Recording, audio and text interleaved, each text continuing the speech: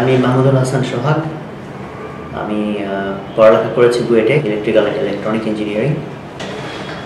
আর আমার যে প্রতিষ্ঠান যেটা নিয়ে আমি এখন কথা বলতে চাচ্ছি এটির নাম হচ্ছে পাই ল্যাবস বাংলাদেশ লিমিটেড। শুরুটা হয়েছিল বেসিক্যালি বুয়েট স্টুডেন্ট লাইফ থেকেই। আমরা স্টুডেন্ট, আমি এবং আমার আরও 2 ফ্রেন্ড, রাজীব, মিকাইল এবং মাসুম হাবিব, আমরা 3 ফ্রেন্ড মিলেই বুয়েটের শুরু থেকে কিছু কাজ করতাম। ফার্স্ট ইয়ারের শেষের দিকে বলবো, সেগুলো মূলত ছিল সফটওয়্যার। যদিও আমরা 3 জন ইলেকট্রিক্যাল ব্যাকগ্রাউন্ডের ছিলাম, কিন্তু সেই সাথে আবার প্রোগ্রামিংটা টুকটাক শেখা ছিল আমাদের। তো ওইটা দিয়েই আমাদের শুরুর দিকে আমরা মূলত আউটসোর্সিং করেছি getacoder.com, মেইনলি গেটেকোডারে কাজ করা হয়েছিল। তো গেটেকোডারে আমরা শুরুর দিকে ছোটখাটো কাজ দিয়ে শুরু করলাম এবং কিছুদিনের মধ্যে মোটামুটি আমাদের র্যাঙ্কিংটা খুব ভালো ছিল। ইউজারদের, যারা আমাদের ক্লায়েন্ট ছিল, তারা আমাদের খুব ভালো মার্কিং করেছিল। সো আমাদের খুব দ্রুত দেখলাম যে আমাদের রেটিংটা খুব ভালো হয়েছিল। সো দ্যাটস ওয়াই আমরা পরের দিকে মোটামুটি যে বিটগুলো করছিলাম সেগুলোতে আমরা খুব ভালো রেসপন্স পাচ্ছিলাম। তো এইভাবেই আমাদের যেহেতু তখন কোনো অফিস ছিল না, জাস্ট হলে থাকতাম, হলের রুমই আমাদের অফিস, কাজেই যে আর্নিংটা ছিল মোটামুটি সবটুকুই ছিল বলতে গেলে প্রফিট, যেহেতু আমরা নিজেরাই কাজ করতাম। সো কোনো খরচ বলতে সেরকম কিছু ছিল না। এবং সেই সাথে গিয়ে আমরা একটু পরে গিয়ে কিছুদিন কাজ করার পর 1-2 বছর পরে গিয়ে বেশ ভালো কিছু প্রজেক্ট করলাম, যে প্রজেক্টগুলো বিট করার মতো লোক ছিল খুব কম। যেমন আমি একটা প্রজেক্টের কথা বলতে পারি, সেটা হচ্ছে যে একটা সফটওয়্যার দিয়ে অ্যাম্পলিফায়ারের সার্কিট ডিজাইন। আপনারা অনেকে অ্যাম্পলিফায়ার তো নাম অনেকেই জানেন, আমরা সবাই জানি। তো অ্যাম্পলিফায়ার সার্কিট ডিজাইন করতে হবে, এটার জন্য একটা সফটওয়্যার বানাতে হবে। দ্যাট ইজ, ইউজার কিছু ইনপুট দিবে, ওই অ্যাম্পলিফায়ারের স্পেসিফিকেশন বলে দিবে, তার গেইন কত হবে, ফেজ শিফট কত হবে, এই টাইপের প্যারামিটারগুলো বলে দিলে সফটওয়্যারটা ওই সার্কিটটা ডিজাইন করে দিবে। তো এই ধরনের একটা প্রজেক্ট করার জন্য একদিকে যেমন সফটওয়্যারের স্কিল দরকার, আরেকদিকে সেরকম কিন্তু ইলেকট্রনিক্সের স্কিল দরকার। যেমন যারা শুধু কম্পিউটার সায়েন্স ব্যাকগ্রাউন্ডের, তাদের পক্ষে এই কাজটা করা ডিফিকাল্ট ছিল। আবার যারা শুধু ইলেকট্রিক্যাল ব্যাকগ্রাউন্ডের, তাদের জন্য ডিফিকাল্ট ছিল। বাট একটা কোম্পানি যেখানে সব ধরনের ইঞ্জিনিয়ার থেকে they can do it. But outsourcing এর ক্ষেত্রে তখনও দেখা গিয়েছে যে মানে বড় প্রতিষ্ঠানের চেয়ে ব্যক্তিদের প্রাধান্য বেশি। সো ওই ধরনের প্রজেক্টগুলো আমরা বিট করেছিলাম এবং ওটা আমরা সাকসেসফুলি করেছিলাম, যেটাতে আমাদের মানে আর্নিংটা ভালো ছিল। তো এইভাবে মোটামুটি আমরা বলতে গেলে একদম জিরো থেকে শুরু করে বেশ কয়েকটা কাজ করে করে মোটামুটি একটা ভালো একটা প্রফিট করতে পেরেছিলাম। তো এই দ্য মিন টাইম, এই বুয়েটের সেকেন্ড ইয়ার থার্ড ইয়ারে থাকতে আমরা এই যে বসে বসে প্রোগ্রামিং করি, এটা অনেক ফ্রেন্ডরা দেখতো। তখন দেখা যেত যে বুয়েটের ফ্রেন্ডদের মধ্যে তো টিউশনি ছাড়া অন্য কোনোভাবে কেউ আর্নিং খুব একটা করার ছিল না, নজির ছিল না। তো সবাই এসে উকি ঝুঁকি মারতো যে এরা কি করে, সেটা কম্পিউটারে কি হয়, তারপর গেটেকোডার, মানে তখন তো ফ্রিল্যান্সিং এই শব্দটাও অনেকের কাছে অপ্রচলিত ছিল। সো এখানে কি হয়, কিভাবে হয়। তো তারা যখন দেখে যে আমরা সফটওয়্যার বানাই, তারা আবার বিভিন্ন জায়গায় গিয়ে হয়তো গল্প টল্প করেছে। তো আমরা দেখলাম আমাদের ফ্রেন্ডদের যারা রিলেটিভ, হয়তো বিভিন্ন ব্যবসা প্রতিষ্ঠানের সাথে যুক্ত, ওরকম থ্রুতে আমরা কিছু কাজ পাওয়া শুরু করলাম, যেগুলো লোকাল কাজ, ছোট ছোট accounting software, inventory management software, library management software, এরকম বেশ কয়েকটা কাজ আমরা স্টুডেন্ট লাইফে করলাম লোকালি, নিজেদের কোনো মার্কেটিং করা ছাড়ে। ওটা হয়েছে যে ফ্রেন্ডদের থ্রুতে বা একজন আরেকজনকে বলে বলে আমরা কিছু কাজ পেলাম। সো ওখান থেকেও মোটামুটি ওখান থেকে অনেক এক্সপিরিয়েন্স হয়েছে, বিকজ লোকাল মার্কেটে কাজ করার কিছু ডিফিকাল্টি ছিল ডেফিনেটলি তখন। কারণ সফটওয়্যার যে টাকা দিয়ে কিনতে হয়, বা এটা যেটা দাম আছে, যে 30 টাকা দিয়ে, এরকমও আছে যে আমরা শুনছি যে লোকজন বলে যে 30 টাকা দিয়ে তো একটা সিডি কিলোর মধ্যে 15-20টা সফটওয়্যার পাওয়া যায়, তা আপনারা এত টাকা দাম কেন চাচ্ছেন? আরেক কোম্পানি আমাদেরকে বললো যে ভাই, এই সফটওয়্যার বানাইতে তো আপনার ইট, সিমেন্ট, বালি, রড কিছুই লাগে না, তো এইটার এত দাম হওয়ার কি কারণ আছে? কম্পিউটারে বসে কিছুক্ষণ টিপাটিপি করলেই তো সফটওয়্যার হয়। তো সেগুলো খুব মানে মজার এক্সপিরিয়েন্স এখন ভাবলে, কারণ এখন তো সিনারি অনেক চেঞ্জ হয়েছে। স্টার্টিং এর জন্য এগুলো খুব মানে মজারই বলবো। তো সেই একটা লেভেল আমরা তখন পার করেছি। সেই সাথে প্রাপ্তিটা ছিল ভালো, কারণ যখন একটা কিছু সাকসেসফুলি হয়ে যেত খুব ভালো লাগতো আর কি। কারণ তখন তো বেসিক্যালি যে কত টাকা আসলো এটার চেয়ে মূলত ছিল যে আমরা কি কাজ করলাম, ওইটাতেই বেসিক্যালি ফোকাসটা ছিল। তো এভাবে আমরা যখন থার্ড ইয়ারের দিকে, লাস্টের দিকে মেবি, ততদিনে হচ্ছে আমাদের এই সফটওয়্যারের ঝোঁকটা একটু কমে আসলো। কমে তখন হচ্ছে আমাদের ইলেকট্রনিক্সের দিকে ঝোঁকটা বেশি বাড়লো। তো ইলেকট্রনিক্সের, যেহেতু আমরা 3জনই ছিলাম ইলেকট্রিক্যাল এবং ইলেকট্রনিক্স ব্যাকগ্রাউন্ডে, তো আমরা স্বভাবতই তখন মানে প্রাতিষ্ঠানিক পড়ার মাঝখানে ওই সার্কিট এমবেডেড সিস্টেম এগুলো নিয়ে, এমবেডেড সিস্টেম তখন পড়াতো না আমাদের, সার্কিট টার্কিট এগুলো নিয়ে পড়তে পড়তে ওই দিকের ইন্টারেস্ট একটু বাড়লো। তখন আমাদের মধ্যে যে মাসুম, ও খুব ট্যালেন্টেড ছিল, তো ও নেট ঘাটাঘাটি করে বললো যে মাইক্রো কন্ট্রোলার নামে একটা জিনিস সে জেনেছে, এবং তখন আমাদের বইটা মাইক্রো কন্ট্রোলার পড়াতো না, আমরা জানতাম না।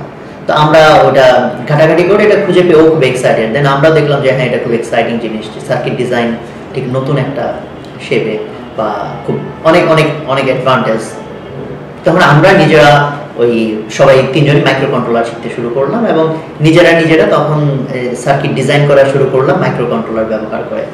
আপনারা অনেকে জানেন যে মাইক্রো কন্ট্রোলার ইউজ করে যখন সার্কিট ডিজাইন করা হয় নর্মালি মোটা দাগে বলা যায় যে ওগুলোকে বলা হয় এমবেডেড সিস্টেম। তখন আমাদের ইন্টারেস্টটা মেইনলি শিফট করলো এমবেডেড সিস্টেমের দিকে।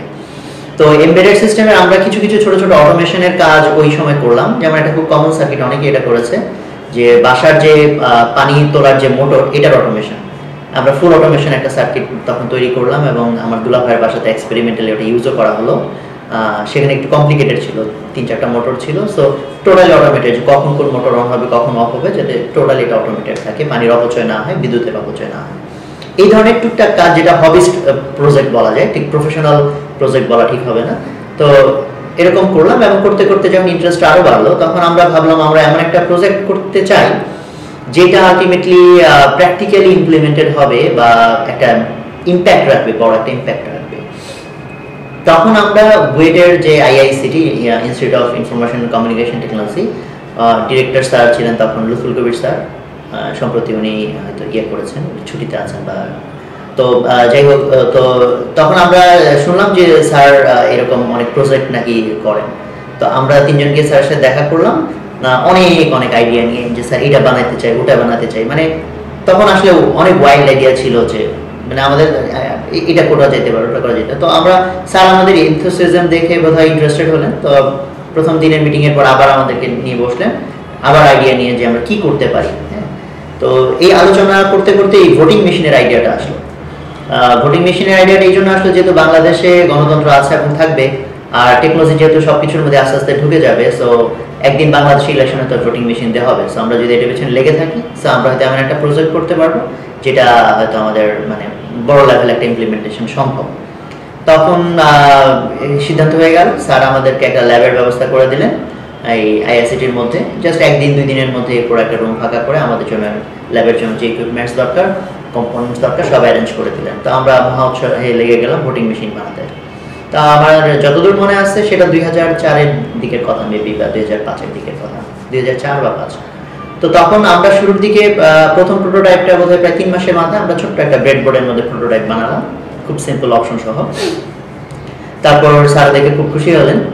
তারপরে আমরা ওটাকে আর ফার্নিশিং এর কাজে লেগে গেলাম, একটা প্রফেশনাল লুক দিতে, বক্স টক্স কেসিং করে, তারপর হচ্ছে ফিচারগুলো আরো এনহ্যান্স করে মোটামুটি একটা পর্যায়ে নিয়ে চলে আসলাম। নিয়ে আসার পর আমরা ওটার পিছনে টেস্ট করতেছিলাম, নতুন নতুন ফিচার যোগ বিয়োগ করতেছিলাম। যখন একদম শুরুতে ফিঙ্গারপ্রিন্ট আমরা রেখেছিলাম, পরে আবার বাদ দিলাম, কারণ তখন গিয়ে আসলে আমাদের ম্যাচুরিটিগুলো আসতে শুরু করলো। কারণ একটা হবিস লেভেল থেকে যখন চিন্তা করা হয় আর একটা জিনিস যখন প্র্যাকটিক্যালি ফিল্ডে নামানোর চেষ্টা করা হয়, দুটোর মধ্যে আসলে অনেক ডিফারেন্স। সো তখন আমরা ওই প্রফেশনালিজমটা আস্তে আস্তে আসলো, জিনিসটার ম্যাচুরিটি আস্তে আস্তে আসলো। তো ভোটিং মেশিনের কাজ যখন মোটামুটি হয়ে গেল, তখন আর ওইটার ইমপ্রুভমেন্টের কাজ একটু একটু করে আমরা করতে শুরু করলাম। আর ইন দ্য মিন টাইম খুব অপরচুনিটি একটা চলে আসলো হঠাৎ করে, সেটা হচ্ছে আমরা পেপারে একটা হঠাৎ বিজ্ঞাপন দেখলাম যে একটা লোক এই একটা অটোমেশন ইন্ডাস্ট্রি, একটা অটোমেশন সার্কিট তৈরি করতে পারবে, এরকম একটা লোক খুঁজতেছে। পেপারে ছোট্ট একটা বিজ্ঞাপন ছিল। তা আমরা সেই বিজ্ঞাপন নিয়ে ওনার সাথে দেখা করলাম। তো আমরা তিনজনই ছিলাম আসলে একটু ছোটোখাটো সাইজের, দেখে খুব একটা ভরসা হয় না। তো উনিও আমাদের দেখে মনে খুব একটা ভরসা পেলেন না। তো মানে উনি ভাবলেন যে অযথা সময় নষ্ট করা হচ্ছে বোধহয় আমাদের সাথে। তো মোটামুটি তাচ্ছিল্যের সাথেই উনি আমাদেরকে যে সেন্সরটা, মানে ওটা ছিল একটা রিরোলিং মিল, রিরোলিং মিলে একটা ভ্যাকুয়াম চেম্বার আছে, ওইটা ওই ভ্যাকুয়াম যে প্রেশার এটা ইয়ে করে, মানে ফ্ল্যাকচুয়েট করে। ওইটা যখন প্রেশারটা ফ্ল্যাকচুয়েট করে, ওই প্রেশারের লেভেল অনুসারে অন্য বেশ কয়েকটা ডিভাইস আছে যেগুলোকে অন অফ করতে হয়। তো ওরা ওই মিটারে প্রেশার দেখে ম্যানুয়ালি অন করে, অফ করে, স্পিড বাড়ায় কমায়, এই কাজগুলো করে। ম্যানুয়ালি করতে গিয়ে এই জিনিসটা ঠিক সিনক্রোনাইজড হয় না, যে কারণে কোয়ালিটি মেনটেন হয় না। দ্যাটস ওরা চাচ্ছিল যেটা অটোমেটেড হোক। তো আমাদেরকে উনি ওই ভ্যাকুয়াম প্রেসার সেন্স করার যে সেন্সরটা ওইটা আমাদেরকে দিলেন, দিয়ে বললেন যে ঠিক আছে মানে এটা নেন। তো উনি আমাদেরকে এইটুকু বিলিভ করছে যে ওটা আমরা নিয়ে হয়তো পালিয়ে যাবো না, তো ওইটা আমাদেরকে দিলেন, এটা দিয়ে বললেন যে দেখেন 4-5 দিন পরে জানান যে এটা আপনারা পারবেন কিনা। তো আমাদের আসলে খুব উই আর ভেরি ইনসাল্টেড যে আমাদেরকে আসলে খুব পাত্তা দিল না লোকটা। তো আমরা নিয়ে এসে তখন এটাকে একটা যুদ্ধ হিসেবে নিলাম যে এই লোককে কিছু একটা করে দেখাবো, এটা একটা চমক দেখাইতে হবে। তো ওই 4-5 দিন পরে যেটা আমাদেরকে জানানোর কথা যে আমরা এটা পারবো কিনা, এই 5 দিনের মধ্যে আমরা বেসিক্যালি পুরো জিনিসটাই বানিয়ে ফেলছি। মানে রাত দিন খেটে, মানে মানুষ যখন আসলে জেদ করে তখন যে সে কি পারে, মানে নিজেরাই পরে আশ্চর্য হয়ে গেছে যে মানে মেবি ওই কাজটা ছিল 1-2 মাসের কাজ, 4-5 দিনে আমরা আসলে করেই ফেলছি। সত্যি কথা, লাখ হয়তো ফেভার করছে, কারণ সার্কিট অনেক সময় এমন ডিফিকাল্টি অ্যারাইজ করে যে মানে অনেক সময় লেগে যায়। So we are lucky maybe, আল্লাহ থেকে হয়তো হেল্প আসছে। তো আমরা সার্কিটই বানাই ফেলছি। তো ওই লোকের সাথে যখন দেখা করতে গেলাম, তো উনি তো সার্কিট দেখে একটু মানে অবাকই হলো যে সার্কিটই বানাই ফেললো। তারপর ওনার সন্দেহ গেল না যে স্যার কাজ করবে কিনা। সো উনি ভ্যাকুয়াম চেম্বার তো তখন মুখ দিয়ে এই প্রেশার কমায় বাড়ায়, দেখলেন যে হ্যাঁ জিনিসটা কাজ করে। তো কাজ করে উনি তারপরে মানে ওনার তখন সিনারিওটা চেঞ্জ হয়ে গেল, 180 ডিগ্রি ঘুরে গেল। তখন আমাদেরকে উনি বললেন যে ঠিক আছে, প্রশংসা করলাম, বললেন যে এটা কত গেলে প্রাইস। তো আমরা স্টুডেন্ট মানুষ, তখন আমরা মানে চিন্তা নিজেরাও কথা বলে আসছি যে কত দাম চাওয়া যায়। তো আমরা খুব ভয়ে ভয়ে চাইলাম যে 25,000 টাকা। তো উনি একটু হেসে দিলেন। তো আমরা ভাবলাম তাহলে মানে বেশি চেয়ে ফেলছি, নিজেরা মুখ চাওয়া চেয়ে করতেছি, বেশি চেয়ে ফেললাম। তো পরে উনি আমাদেরকে 1 লাখ টাকা দিয়েছিলেন আর কি। মানে আমরা নিজেরাও বুঝি নাই যে আমরা আসলে কি করছি।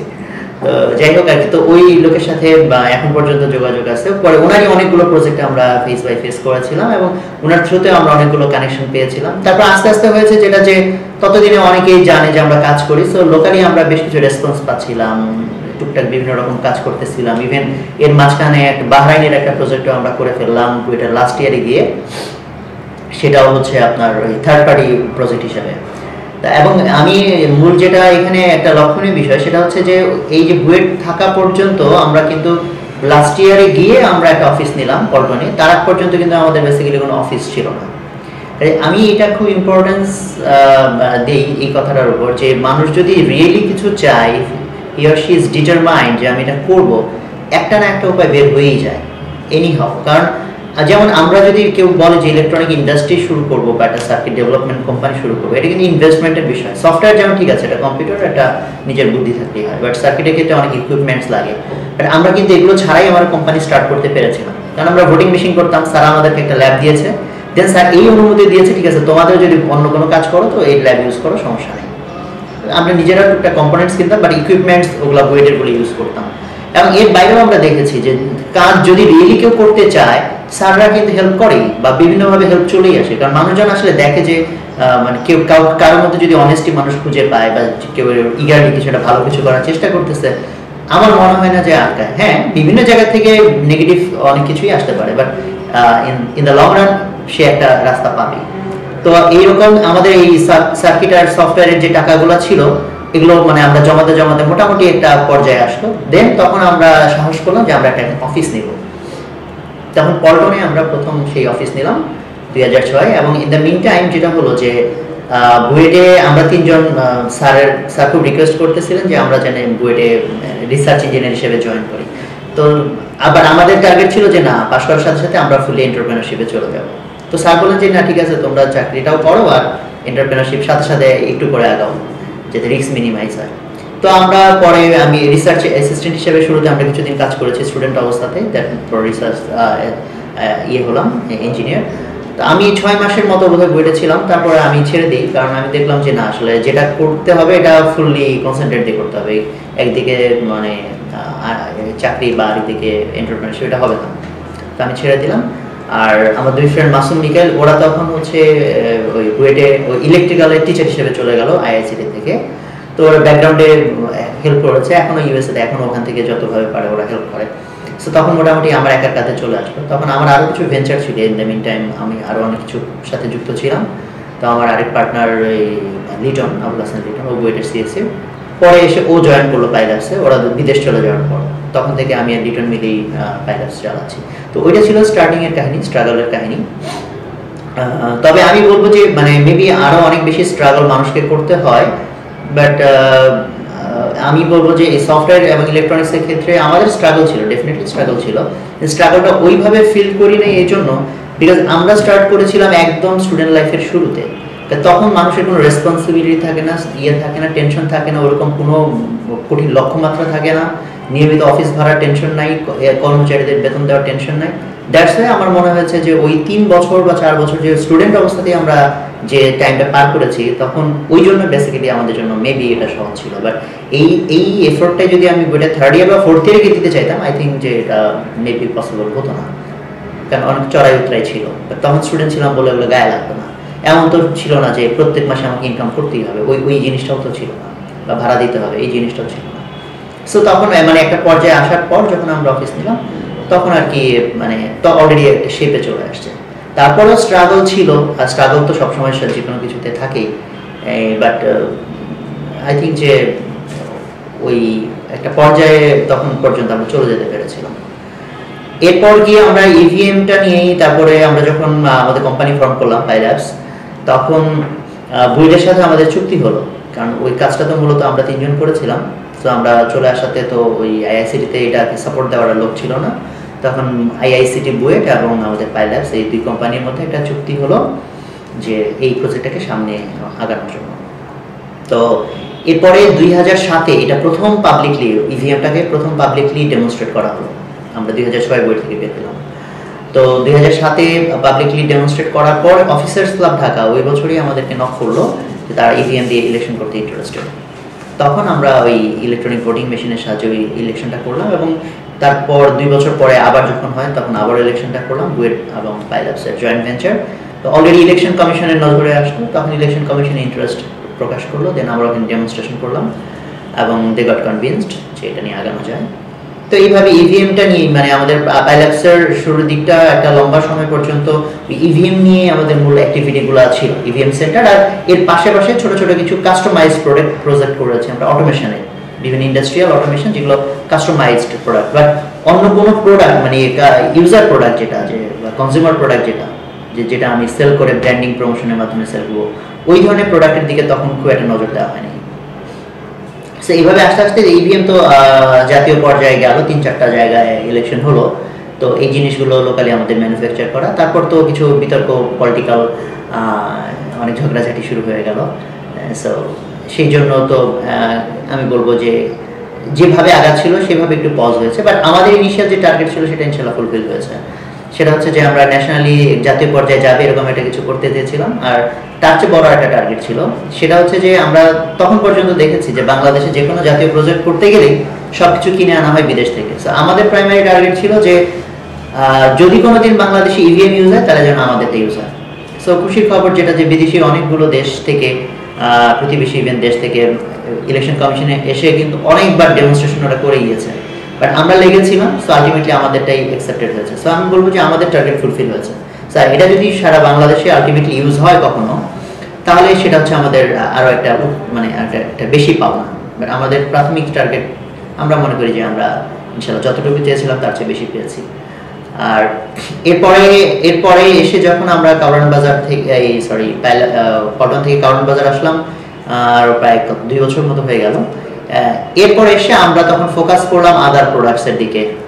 এবং রাইট নাও যদি আমার প্রোডাক্ট লাইন বলি, প্রোডাক্ট লাইনের মধ্যে মেইনলি হচ্ছে আমাদের সোলার রিলেটেড প্রোডাক্টগুলো, solar charge controller, mobile charger, solar inverter, এই ধরনের প্রজেক্টগুলো আমরা করছি এখন। আমরা লোকালি ম্যানুফ্যাকচার করি। আর এর বাইরে করি আমরা আমাদের একটা ডিজিটাল ভোল্টেজ স্ট্যাবিলাইজার আছে, হাইলি এফিশিয়েন্ট এবং মানে আরও কিছু অ্যাডভান্স ফিচার সহ এই ধরনের প্রোডাক্ট আমাদের আছে। তারপরে ভেহিকেল ট্র্যাকিং সিস্টেম যেটা ভিটিএস, সেটা আমরা করি। এবং নেক্সট ভিটিএস এর আরেকটা ভার্সনে আমরা যাব, যেটা শুধু কার ট্র্যাক করবে না, সাথে সাথে গাড়ির ডায়াগনোসিসও করবে অটোমেটেড, এবং ইউজারকে নোটিফাই করবে যদি গাড়িতে কোনো প্রবলেম থাকে, অটোমেটিক্যালি করবে। এই ধরনের কাজ করছি। আরও অনেকগুলো প্রজেক্ট আছে, যেমন রিসেন্টলি আমরা কার পার্কিং অটোমেশন সিস্টেম করলাম, ওটা কাস্টমাইজ কাজ। বিভিন্ন ইন্ডাস্ট্রির বিভিন্ন কাস্টমাইজ সলিউশনগুলো আমরা করি। তো এখন কাস্টমাইজ সলিউশন থেকে মনোযোগটা একটু কমিয়ে এনে আমরা এখন প্রোডাক্টের উপর বেশি এমফেসাইজ দিচ্ছি এবং এই বছরটাতে আমরা অলরেডি প্ল্যান করা শুরু করেছি যে এই প্রোডাক্টটাকে ব্র্যান্ডিং লেভেলে নিয়ে যাওয়া। সো বাংলাদেশে একটা ব্র্যান্ড ইলেকট্রনিক্সের জন্য আমরা দাঁড় করাতে পারি, সেটাতে এখন আমাদের এফোর্ট। এই হচ্ছে মোটামুটি আর কি আমাদের স্টোরি। আর এর মাঝখানে যদি আমাদের বাধা বিপত্তির কথাগুলো তো মোটামুটি আসছে। বাধার মধ্যে রাইট নাও যেগুলো ফেস করি, সবচেয়ে বড় প্রবলেম হচ্ছে ম্যান পাওয়ার। মানে এক একটা কোম্পানির পার্সপেক্টিভে এক এক রকম বাধা। যেমন অনেকের জন্য হয়তো প্রথম বাধা অনেকেই বলবে যে এটা যে অ্যাক্সেস টু দ্য ক্যাপিটাল, টাকার সমস্যা। সো আমাদের যেহেতু শুরু থেকেই আমরা এটার বাইরে আরও কয়েকটা ভেঞ্চার করছিলাম, সো হয় যেটা যে একটা একটু প্রফিটেবল থাকলে একটা যদি লসে থাকে, সো একদিক থেকে আরেকদিকে টাকা ট্রান্সফার করে আমরা মোটামুটিভাবে একটা মানে উইদাউট লোন আমরা কিন্তু খুব জিরো থেকে অলমোস্ট শুরু করেছি। লোন ছাড়া মোটামুটি আমরা এখন আমাদের সবগুলো ভেঞ্চার মিলিয়ে আমাদের টোটাল গ্রুপের নাম হচ্ছে অন্যরকম গ্রুপ, আমাদের মূল ব্র্যান্ড নেম হচ্ছে অন্যরকম। তো পাইল্যাক্স এখন হচ্ছে অন্য রকমের একটা আসলে আমরা সিস্টার কনসার্ন হিসেবে ধরি। তো অন্যরকম গ্রুপের আন্ডারে আমাদের যতগুলো ভেঞ্চার আছে সব মিলে এখন আল্লাহর মধ্যে অনেক মানুষ কাজ করে, প্রায় পার্ট টাইম ফুল টাইম মিলিয়ে 800-900-700-800 বা 900 মতো লোক কাজ করে। সো এবং এখন পর্যন্ত আমরা আমাদের বিজনেস পারপাসে কোনো লোন নিই, একটা অ্যাসেট করার জন্য একটা লোন নিয়েছিলাম। দুইটা লোন আমরা মোটামুটি আমরা বলবো যে অনেক বিশাল কিছু করেছি তা না, বাট একটা পর্যায়ে এসেছি আর কি। তো এখন সেই ক্ষেত্রে অ্যাক্সেস টু ক্যাপিটাল অনেকের জন্যই সমস্যা। মেবি আমাদের জন্য সমস্যা ছিল একটা পর্যায়ে, সেটা আমরা স্ট্রাগল করে করে গিয়েছি। যদি সেই সময় সেই অ্যাক্সেসটা থাকতো, বিদেশি অন্যান্য দেশে যেরকম ভেঞ্চার ক্যাপিটালিস্ট থাকে, তারপর অনেক ধরনের ফান্ড থাকে, তো সেগুলো থাকলে মেবি এখন যতটুকু পর্যায়ে এসেছি হয়তো এর চেয়ে আরও অনেক বড় পর্যায়ে থাকা সম্ভব হতো। কিন্তু এই পর্যায়ে এসে আমি মনে করি ওইটার চেয়ে আমার বড় সমস্যা হচ্ছে স্কিল ম্যান পাওয়ার। আমাদের এখানে লোকজনকে জিজ্ঞেস করে দেখবেন যে ওরা বলবে যে চাকরি নাই, আর আমরা বলি হচ্ছে লোক নেই। ইন্টারভিউ নিয়ে দেখা যায় যে ইন্টারভিউর পর ইন্টারভিউ নিয়ে আমরা একটা লোক বাছাই করতে পারি না। মানে স্কিল ম্যান পাওয়ার এত একটা বড় সমস্যা, মানে যেটা টেরিবল। এবং এটার মূল কারণ হচ্ছে আমাদের ফল্টি এডুকেশন সিস্টেম। আমাদের whole education system is going in a wrong way. এবং আসলে যে এটা ভুল পথে যাচ্ছে আমি দেখছি যে এটা বোঝার মতো লোকই আসলে নাই, যে ভুল মানে এডুকেশন সিস্টেমের গলদটা কোথায়। সবাই বলে কিন্তু এডুকেশন সিস্টেমের সমস্যা আছে। সমস্যাটা কি? আমি মনে করি যে খুব কম মানুষের হয়তো ইনডেপথ সমস্যাটা ধরতে পারে। এডুকেশনের পারপাস কি এটা নিয়ে দেখা যায় মানুষের কনফিউজড। কারণ আমরা বলি এডুকেশনের পারপাস জ্ঞানী মানুষ তৈরি করা না, শিক্ষা ব্যবস্থা জ্ঞানী মানুষ তৈরি করতে পারে না। যারা জ্ঞানী হয় তারা এমনি হয়। আইনস্টাইন স্কুলে পড়ে আইনস্টাইন হয়নি, রবীন্দ্রনাথ স্কুলে পড়ে রবীন্দ্রনাথ হয়নি। সো এডুকেশন ওই সক্রেটিসের আমলের কাস্টমাইজ এডুকেশন না যে গুরু তার শিষ্য বানাবে, এটা জেনারেল স্কুলের জন্য। সো এই এডুকেশন সিস্টেমের টার্গেট না জ্ঞানী মানুষ তৈরি করা, এডুকেশন সিস্টেমের টার্গেট হচ্ছে যোগ্য মানুষ তৈরি করা। আর যোগ্য মানুষ কাকে বলে সেটা ডেফিনেশন আছে, আমি সেই লম্বা চওড়া বক্তব্যে যাচ্ছি না, বাট একদম সংক্ষেপে আমি বলবো যেটা যে 4টা যোগ্যতা অ্যাটলিস্ট না থাকলে তাকে যোগ্য মানুষ বলা যাবে না বা এডুকেটেড মানুষ বলা যাবে না। তার মধ্যে নাম্বার 1 হচ্ছে থিঙ্কিং অ্যাবিলিটি তৈরি করা, চিন্তা করার ক্ষমতা তৈরি করা। নাম্বার 2 হচ্ছে তার লেগে থাকার টেন্ডেন্সি তৈরি করা। নাম্বার 3 হচ্ছে তার মধ্যে কনফিডেন্স তৈরি করা, আত্মবিশ্বাস। আর সবচেয়ে ইম্পর্টেন্ট যেটা মূল্যবোধ। এবং এই জিনিসটা এমনি এমনি তৈরি হবে না, এডুকেশন একটা লম্বা কোর্স। সো যদি কেউ 1 থেকে অনার্স পর্যন্ত ধরে, এটা প্রায় 16 বছরের একটা পথ পরিক্রমা। এবং এই 16টা বছর আমরা এই যে যত ফিজিক্স কেমিস্ট্রি ম্যাথ পড়বো এগুলো কাজে লাগবে না, গ্যারান্টেড। 95% একটু জিনিস যা আমরা পড়ছি তার 95% গ্যারান্টি দিয়ে বলে দেওয়া যায় কোথাও কোনোদিন ডিরেক্টলি কাজে লাগবে না। সো ওই তথ্যগুলো জানা কখনোই এডুকেশনের পারপাস না। আমরা মনে করি যেন এটা শেখা পারপাস, ওটা শেখা পারপাস। দিস ইজ অ্যাবসলিউটলি রং। ওই টপিকগুলো যেগুলো আমরা পড়ছি এগুলো টার্গেট না, এগুলো হচ্ছে এগুলোকে মিডিয়াম, এগুলোকে বলা যায় উসিলা। যে ওটাকে উসিলা করে, যেমন একটা অঙ্ক একটা বাচ্চাকে করতে দিলাম, ওই অঙ্কটা জানাটা পারাটা ওর টার্গেট না, কারণ এই অঙ্ক ওর জীবনে কাজে লাগবে না। কি কাজে লাগবে? অঙ্কটা করতে গিয়ে যদি ও চিন্তা করা শেখে ওইটা ওর কাজে লাগবে, দ্যাটস দ্য অ্যাবিলিটি। ওইটা ওকে হেল্প করবে না, ওকে বুঝিয়ে দিয়ে ছেড়ে দেবে, তুমি ট্রাই করো। ও যদি বারবার ট্রাই করে, টিচারের হেল্প না নেয়, নোট গাইডের হেল্প না নেয়, ওর লেগে থাকা শিখবে। আর ও যখন বারবার ট্রাই করবে অনেক সময় পারবে না, কখন যদি একটু পারে নিজের চেষ্টায়, তখন ওর কনফিডেন্সটা আসবে। আর মূল্যবোধ তৈরির একটা কমপ্লিকেটেড প্রসেস আছে 16 বছর ধরে। সো আমাদের টোটাল সিস্টেম একেবারেই এর ধারে কাছেই নাই, বরং এর ঠিক উল্টা।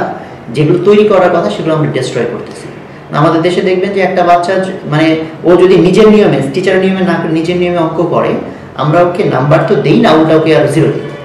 তার মানে যেখানে এডুকেশন সিস্টেম ওকে ইন্সপায়ার করবে যে তুমি চিন্তা করো, নিজের মতো করো, সেখানে আমরা বাধা দিচ্ছি যে তুমি নিজের মতো করতে পারবে না। আমরা মানে ভয়াবহ একটা ভুল পথে আগাচ্ছি। এবং যে কারণে দেখেন এই 16 কোটি মানুষের দেশ, অথচ আমি বলতেছি যে আমি লোক পাচ্ছি না।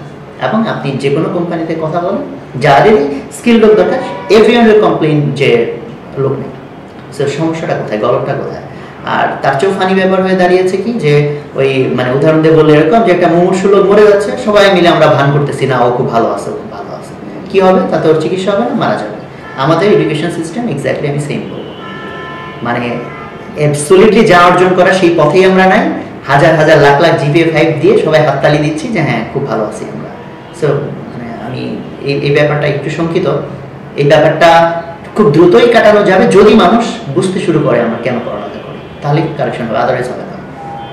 আদারওয়াইজ যত আমি সিস্টেম করি, যত আমি মানে সুন্দর সুন্দর লেকচার দিই, কিছু হবে না।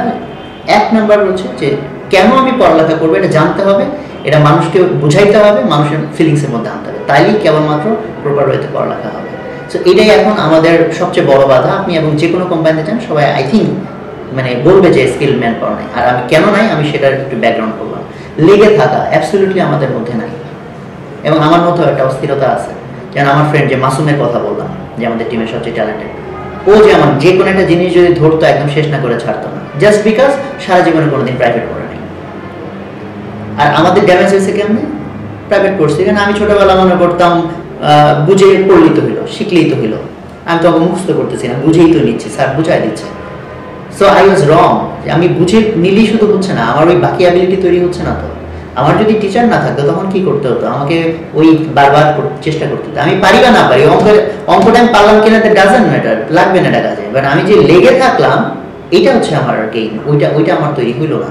সো এরকম অনেক ধরনের সমস্যা আছে যেগুলো সলভ না করলে মানে জিনিসটা হচ্ছে যে আমরা যত এফোর্ট দিই, বেইজের মধ্যে যদি ঘাটতি থাকে, আমরা সার্টেন একটা লেভেলে গিয়ে বারবার আটকে যাবো। একটা কোম্পানি যদি দেখেন আমেরিকান ইনভেস্টমেন্ট, আমি তো রিসেন্ট এই বছর প্রায় 1.5 মাস ইউএসএ ছিলাম। আমেরিকান স্টেট ডিপার্টমেন্ট থেকে বাংলাদেশের 10 জন এন্টারপ্রেনারকে নিয়েছিল, আমি সেই টিমের মধ্যে ছিলাম। ওখানে গিয়ে দেখলাম যে ওরা এক কোম্পানির সাথে কথা বললাম, ওরা বললো যে আমাদের ছোটোখাটো একটা অপারেশন আছে ইন্ডিয়াতে। ছোটো মানে কত ছোট? বলে তো 500 ইঞ্জিনিয়ার কাজ করে। তো আমি তো মানে আমি আর কোনো মন্তব্য করলাম না আসলে, কারণ হচ্ছে আমরা এখানে 100 জনের ইঞ্জিনিয়ার নিয়ে একটা কোম্পানি চালাতে হিমশিম খেয়ে যায়। 100 জন লোক কোথায় পাবো? আপনারা জানেন যে স্যামসাং এখানে অপারেশন শুরু করেছিল, প্লেডাউন, তাদের টার্গেট ছিল 300-400 লোক নিবে, 100 লোকই নিতে হিমশিম খায়। তাহলে 16 কোটি মানুষের দেশ।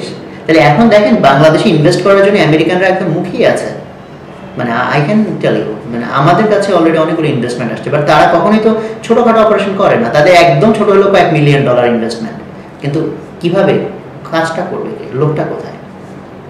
সো আমার ফলে দেখেন যে আমরা আটকে যাচ্ছি কোথায় গিয়ে, যে আমার এখন নিজে থেকে সব ডেভেলপ করতে হবে এটা না। ওয়ার্ল্ড ওয়াইড মডেলই হচ্ছে যে হ্যাঁ ইনভেস্টমেন্ট আসবে, জয়েন্ট ভেঞ্চার কাজ হবে। সো এখন আমি যদি যাই ইন্টেলকে বলি যে আসো তোমরা আমার সাথে, এবং আমার সাথে কিন্তু এই যে আপনার বেশ কয়েকটা কোম্পানির কথা হচ্ছে। ইন্টেল একটা মিটিং আমরা করেছিলাম, তারপর আরেকটা করলাম টেক্সাস ইনস্ট্রুমেন্ট, টিআই যেমন খুব ইন্টারেস্টেড বাংলাদেশে, ওরা কাজ করতে চায়। আমরা যে ওদেরকে প্রপোজালটা দিব, ফিজিবিলিটি অ্যানালাইসিসটা দিব, আমি কিভাবে ফিজিবিলিটি অ্যানালাইসিস দেব? ও তো বলবে অ্যাটলিস্ট 1000 ইঞ্জিনিয়ার না হলে টেক্সাস ইনস্ট্রুমেন্ট আসবে এখানে অপারেশন চালাতে, কখনোই আসবে না। আমি কিভাবে ওকে সিনারিও দেখাবো যে I can provide 1000 engineers? So সবাই তো এই বাংলাদেশের ব্যাপারে খুবই ইন্টারেস্টেড, বিকজ এখানে ম্যান পাওয়ার এত চিপ যেটা ওদের কাছে আনবিলিভেবল। আর পলিটিক্যাল ইনস্টেবিলিটি নিয়েও এখন তাদের এরকম কোনো টেনশন নেই। ইপিজেডের মধ্যে মানে অনেক ফ্যাসিলিটিস আছে, মানে দিস ইজ ওয়ান্ডারফুল গ্রাউন্ড, এখানে ইনভেস্ট করা যায়, this is simply wonderful. But মানে ওই আটকে যাচ্ছে কোথায়?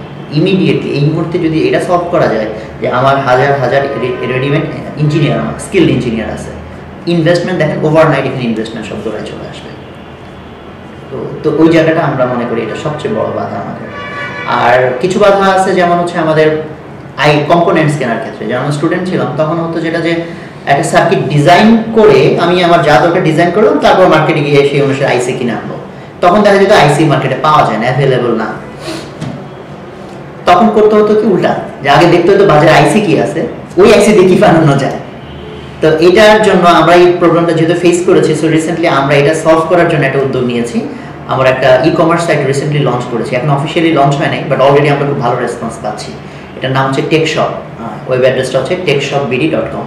এবং এই টেকশপ বিডিতে এখন যেমন হচ্ছে আমরা যেহেতু আমাদের নিয়মিত বাইরে থেকে বিভিন্ন আইসি আনতে হয়, এগুলো এনে আমরা হচ্ছে আমার ই-কমার্স সাইটে দিয়ে দিচ্ছি, বা স্টুডেন্টরা যে বিভিন্ন ভার্সিটি থেকে ওরা ইভেন কোয়েরি পাঠায় তাদের কোন আইসি কোন মোটর দরকার, তো আমরা সেটা আমাদের ওয়েবসাইটে দিয়ে রাখি, ওখান থেকে ওরা এখন পারচেস করতে পারে। ওই সমস্যাটা সমাধানে আমরা মোটামুটি ভালো পদক্ষেপ নিতে পেরেছি বলে মনে করি, এবং সেই সাথে ওখানে টিউটোরিয়াল আছে অনেক, সো যারা শিখতে চায় তারা ওখান থেকে শিখতে পারে। এবং recently Zafar Iqbal sir Techshop BD থেকে অর্ডার দিয়ে একটা কম্পোনেন্টস কিনেছিলেন, এবং স্যার খুব বড় একটা কমপ্লিমেন্ট করেছেন যেটা আমাদের জন্য খুব ইন্সপায়ারিং। স্যার আমাকে ইমেলে লিখছিলেন যে you have done one of the most important things for the country. সেটা খুব বড় কমপ্লিমেন্ট ছিল আমাদের জন্য। সো ওই ওই ওই বাধাগুলো, যে কম্পোনেন্টসের যে বাধাটা আমরা ফেস করেছি, তো সেইটা যাতে এখনকার যারা আছে তারা ফেস না করে সেজন্য আমরা এই উদ্যোগটা নিয়েছি, এবং we are getting very good response in fact. আর লাস্টলি ফাইনালি বলবো, গভর্নমেন্টের কাছে আমাদের চাওয়ার কিছু আছে। হ্যাঁ, একটা জিনিস চাওয়ার আছে, সেটা হচ্ছে যে লং টার্মের জন্য হচ্ছে এডুকেশন সিস্টেমের প্রপার ফিলসফি বুঝে সেই অনুসারে স্টেপ নেওয়া। আর সেকেন্ড, আর শর্ট টার্মে যদি বলি, সেটা হচ্ছে যে ম্যানুফ্যাকচারিংকে ইন্সপায়ার করার জন্য পলিসি করা। এই জন্য এই কথা বললাম, কারণ লাস্ট টাইম যখন ইলেকট্রিসিটি ক্রাইসিস হলো, তখন দেখা গেল যে সরকার বিদেশ থেকে যে আইপিএস কিনে আনা হয়, ইম্পোর্ট করা হয়, সেটার উপর ট্যাক্স রেট কমিয়ে দিল। এই জন্য কমিয়ে দিল যাতে লোকজন সস্তায় ওটা কিনতে পারে। বাট এটা আমি বলবো খুব আত্মঘাতী সিদ্ধান্ত, কারণ অলরেডি কিন্তু আইপিএস বাংলাদেশে কুটির শিল্পের মতো হয়ে গিয়েছিল। বিভিন্ন জায়গায় জায়গায় লোকজন 10টা 20টা 50টা কয়েকশো 1000 এরকম করে কিন্তু তৈরি করছিল। যেটা আমার এখানে হচ্ছে সেটাকে বরং আমার উচিত ছিল এটা প্রমোট করা। সো উচিত ছিল যে ওখানে ট্যাক্স ভ্যাট বাড়িয়ে দিয়ে, যেরকম ইন্ডিয়ার টাটাকে যেভাবে তুলে এনেছে, বিভিন্ন দেশে এরকম কাজ করেছে। জার্মানিতে আপনি দেখেন সিমেন্সের স্বার্থের বিরুদ্ধে যে এরকম কোনো পলিসি সরকার নেয় না, কারণ উঠাতে হবে। তখন উচিত ছিল যে এমন পলিসি করে যাতে লোকাল ম্যানুফ্যাকচারটা উঠে আসে। এই মুহূর্তে যদি বলেন, আমাদের যদি এলইডি বাল্বের কথা বলেন, এলইডি লাইট দেখবেন চায়নারগুলো একদম সস্তায় লোকালি পাওয়া যায়। সো এটা এমন হাইটেক কিছু না। সো বাংলাদেশ লোকালি এটা করতে পারে, কিন্তু আমরা চায়নার সাথে পারি না কেন? কারণ ওরা প্রডিউস করে একদম বাল্ক মিলিয়ন পিসেস, সো ওদের প্রোডাকশন প্রাইস অ্যাবসলিউটলি ডাউন হয়ে যায়। আমরা তো এত কমে পারি না, আর আমাদের এত অটোমেটেড ফ্যাসিলিটি নাই। কাজে সরকারের পলিসি ছাড়া লোকালি যে ম্যানুফ্যাকচারিংয়ে আসবে লোকজন, দিস ইজ ভেরি টাফ। এই জিনিসটা মানে যদি সরকার আর কিছু না দিতে চায়, একটা জিনিস আমরা চাই যে জাস্ট লোকালি ম্যানুফ্যাকচাররা যাতে একটা বেনিফিট পায়, এই জিনিসটাকে এনশিওর করা। আর যারা সামনে এই ধরনের কাজ করতে চায় তাদের জন্য অনেক কিছুই বলার আছে। তা একটা জিনিস হচ্ছে লেগে থাকতে হবে, এই জিনিসটা বলা, মাথা খাটাতে হবে। Brain is a wonderful thing, অসম্ভব ক্ষমতা ব্রেইনের। মানুষজন এটা জানেও না, ইভেন সারা জীবন মানুষ পার করে মরে পর্যন্ত যায়, তখন পর্যন্ত জানে না তার পক্ষে কী করা সম্ভব ছিল। এই জন্য বড় স্বপ্ন দেখতে হয়, কারণ মানুষ তার স্বপ্নের চেয়েও বড়, যা আব্দুল্লাহ সাইদ স্যার বলে। এবং আই রিয়েলি বিলিভ দ্যাট মানুষ যদি রিয়েলি বিলিভ করতে পারে, লজিক্যালি বিলিভ করে যে আমি এটা করতে পারবো, আমি একদিন ওই জায়গায় যেতে পারবো, লজিক্যাল সিকোয়েন্স দিয়ে সে যদি জাস্ট কল্পনা করতে পারে এবং বিলিভ করে, সে সেটা পারে। এবং এটা খুব ট্রু, এবং এটার সায়েন্সই আছে এটা নিয়ে। এবং মানে ব্রেইন কীভাবে মানুষকে মানে মানুষের মধ্যে চেঞ্জ এনে দেয়, কারণ দিস অল অ্যাবাউট এর মেন্টাল এনার্জি। ফিজিক্যাল এনার্জি এমন কিছু না, বাট মেন্টাল এনার্জি হচ্ছে আসল। ওই মেন্টাল এনার্জির জায়গাটা যদি চর্চা আমরা করি, স্বপ্নটা দেখতে পারি এবং লেগে থাকি, আই থিঙ্ক যে কেউ অনেক কিছু বড় কিছু করবে আর কি। তো আমরা তো জিরো থেকে শুরু করেছি, আমরা ফ্রন্ট লাইনার, যুদ্ধের ফ্রন্ট লাইনে যেরকম থাকে আর কি, যে এরা গুলি খেটে মরে টরে যায়, বাট এরা মরে গিয়ে পিছনের সৈন্যকে কয়েক কদম আগায় দেয় আর কি। তো আমরা হয়তো ফ্রন্ট লাইনার, আমরা এরকম কিছু খুব বড় কিছু করবো হয়তো এরকম না, বাট অন্তত পিছনের জেনারেশনটাতে 2 কদম আমরা আগায় দিলাম। কিছু অন্য কিছু দিয়ে না হোক, যে হ্যাঁ এটা দিয়ে এক্সাম্পল দিয়ে, যে সোহাগ ভাই, লিটন ভাই বা মাসুম বিকেল ভাই, ওনারা তো অসাধারণ কেউ না, তো ওনারা যদি পারে এইটুকু করতে, আমরা কেন পারবো না? তো এই জিনিসটা অন্তত যাতে তাদের মধ্যে কাজ করে, এবং তারা যেন রিয়েলি ফিল করে দেশের জন্য, মানুষের জন্য যে আমাদের কিছু করার আছে। সেই কন্ট্রিবিউশনটা যদি ফিলিংসটা থাকে, ওই আবেগটা থাকে, সেই আবেগই মানুষকে টায়ার্ড হতে দিবে না। Thank you.